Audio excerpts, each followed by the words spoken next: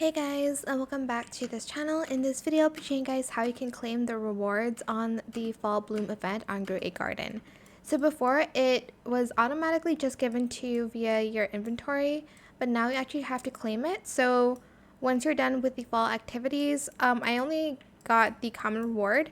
Select talk, and then I'd like to claim my reward, and as you can see, you'll see that you get as you can see, you'll get the rewards by doing that. So yeah, that is pretty much it. That is how you can claim your rewards on Grow a Garden. I hope this tutorial was helpful for you guys.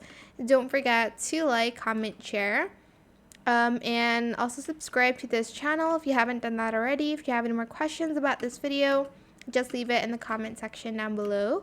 I will try my best to answer them all for you guys. And if you found this video helpful, please click the thanks button as well. That is it. Thank you so much for watching. Bye.